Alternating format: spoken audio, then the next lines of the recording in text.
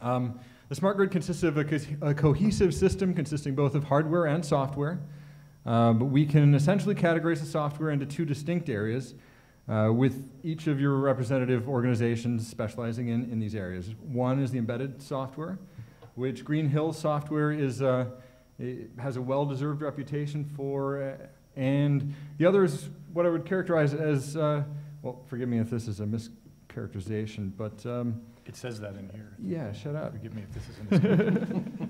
As database backend system software, which IBM is currently a leader in.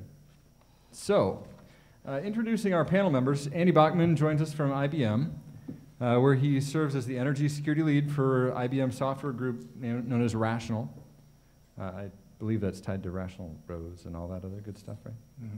All right. That's right. Andy also hosts one of the most popular smart grid security blogs on the internet, simply known as Smart Grid Security Blog. You may have seen his picture. It's kind of up there.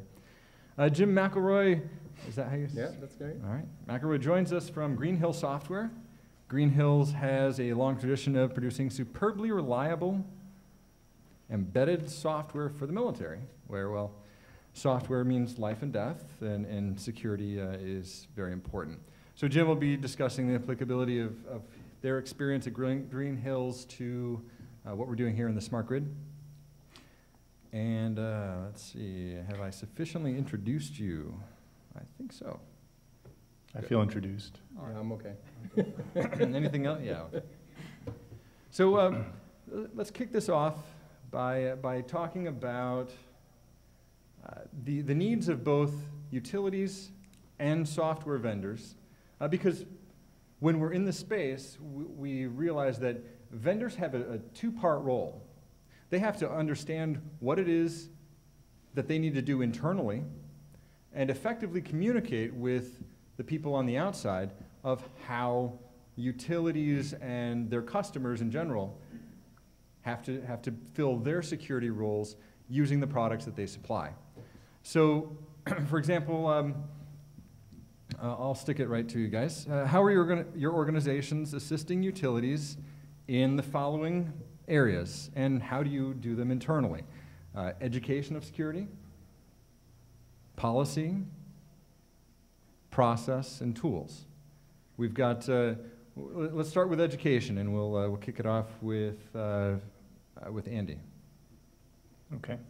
I'll do the how it happens in IBM part first, Matthew, and then I'll swing to how it goes to the utilities from IBM.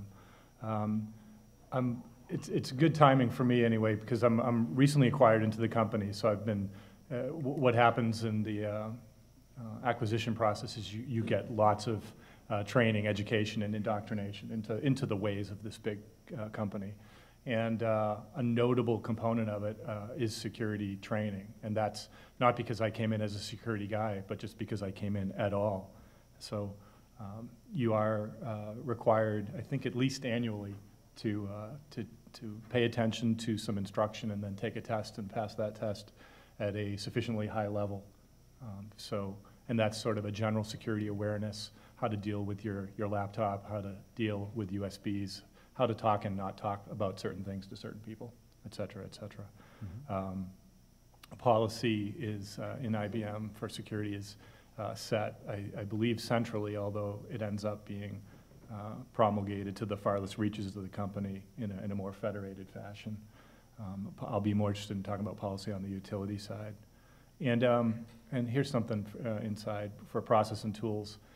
When IBM decided that it was going to go further than it had in the past in terms of bringing offerings to the energy and utility sector, it looked at its own software offerings, found thousands of them, and said, wow, this is overwhelming. It's overwhelming for anybody. How are we going to begin to communicate which are the right pieces of software, which are the right products that have utility in a utility? And so they winnowed the set down to about 200 or 300 different applications and tools. And that's called and have branded that thing SAFE, or the Solutions Architecture for Energy.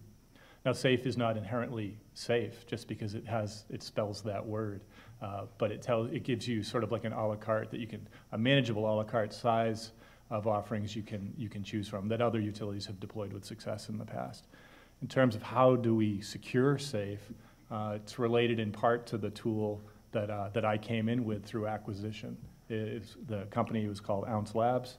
It's been rebranded to AppScan in Rational. Rational, just to be really brief, is about application development, primarily data center and web and enterprise applications, not so much in the embedded real-time space Doug talked about.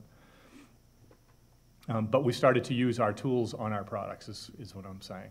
So sure, you can run tools like AppScan on almost any application, and you will find high severity, not just vulnerabilities, you'll find high severity vulnerabilities, except for the ones that have been through the full NSA shake and bake process. And even then, it's quite possible you'll find some things. So that's how we are securing ourselves, so that the offerings that we provide to the industry are more secure than they otherwise would have been. I'll stop. I'll get to the utility side in a second. I'd like to cede the microphone. Okay, so you addressed the question specifically to utilities, but we primarily deal more down the chain, if you will. The people who are using our technology are developing completely secure, safe, and reliable devices. When I say devices, we're talking about from the meters on out, whether they're concentrators, Wait, can you repeat control. that? I thought I heard completely secure. Absolutely. Have you met Travis Goodspeed out there? Yeah. He's the one with the tools and the keyboard and the Right. sniffer. Right. So one of the key differences about our technology, I'm not here on a sales pitch, but fundamentally, our technology has been certified by the NSA to EAL 6+ high robustness, which is a very unique certification in the security world, if you will. It's the only operating system that's achieved that. It's the reason your fighter pilots don't have to reboot the planes in midair. Correct, Right? and that's why they're flying Integrity, which is the operating system technology. But getting back to the smart energy market, as I describe it, frankly, we're being pulled into the market, which is good news. People have expressed true interest in true security. There's a lot of people talking about security, but the reality of the matter is that there's a difference between a marketing security and true security. And to have true security, you need high assurance, you need third-party certification and evaluation of your technology, and frankly, it needs to be absolutely secure and proven. And that's the type of technology that we bring. Now, from the utilities, how are they benefiting? Well, primarily by working with partners who supply them, if you will, this type of technology, then they'll benefit. From an education standpoint, we're not doing anything with the utilities specifically. Policy is more at a higher level, probably handled better by IBM and companies like that. From a process and tools perspective, that's something definitely we can help with throughout the supply chain in terms of developing the technology and the products that need to go into these devices to make sure that they're absolutely secure. And if you don't mind, I'll pick up with Jim's good comments on supply chain. When I first visited a utility and we're talking about application security, which is what I mainly focus on subdomain-wise, depending on who we're meeting with, I ask them two what I think of as really simple questions, but the answers are horrible to form.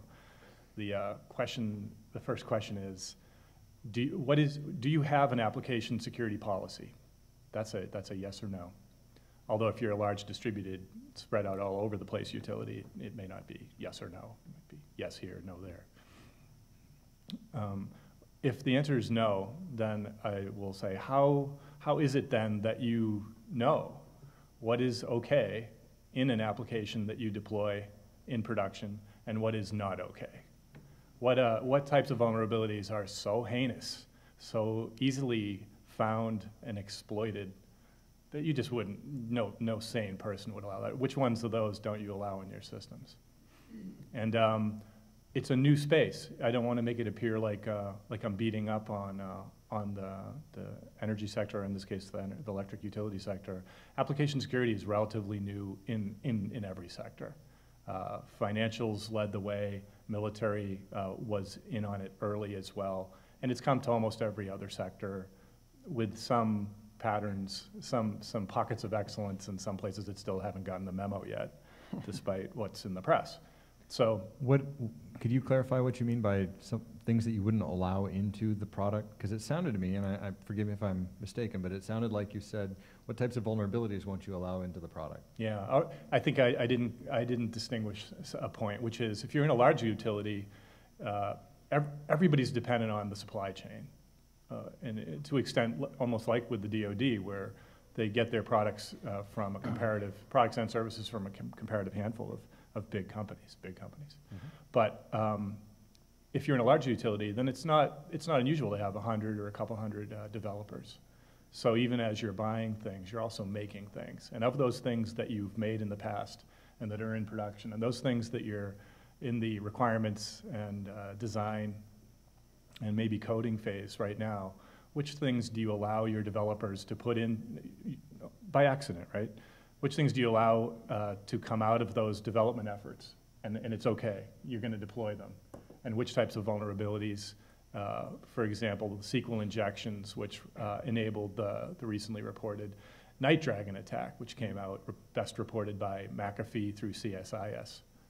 Are SQL in a web-facing application like a customer portal, are SQL injections a problem for you or not? And it's sort of badgering the witness, or a rhetorical question. No one would want those in their applications. But in order to not have those in your applications, in order to demonstrate to yourselves and to your customers that you don't have those, you have to have a policy. You have to have education. You have to have process.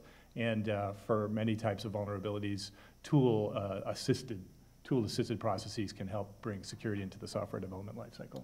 That's what I mean. And I think in some cases it hadn't gotten to that point yet. Hadn't thought about that question. Can I ask a Go question? right ahead. Yeah, all right. So I'm asking a question of the audience here. How many people out there are familiar with the common criteria? Ready? Okay, great. And how many people are familiar with the EAL levels? Okay, great. Recognize that in the smart energy technology area, most, if not all, of the current systems are at the level of EAL4 plus or below. Right? They are completely intended for. What's the range for people who don't know? EAL1 is basically no security. EAL7 is the very highest. That's a good question. All right, EAL4 plus is intended for environments that are what we call non-hostile, friendly environments, and meant to protect your systems against, frankly, non-well-funded attackers. Just inadvertent risks, typos, password protection. That's what it's intended for. And virtually all of the systems deployed today throughout the smart energy sector are either at that level or below. There is nothing protecting these systems against well-funded attackers who have a direct intent of causing harm. And to extend on the answer that I was giving, which had to do with, is there a policy for what types of things are acceptable and what types of vulnerabilities are not acceptable?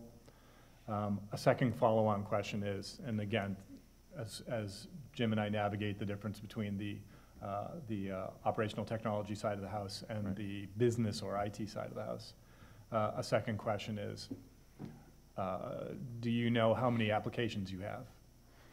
This is a Y2K vintage question, right. Or a Navy Marine Corps intranet question. How many applications do you have? It's, again, I'm not trying to be mean.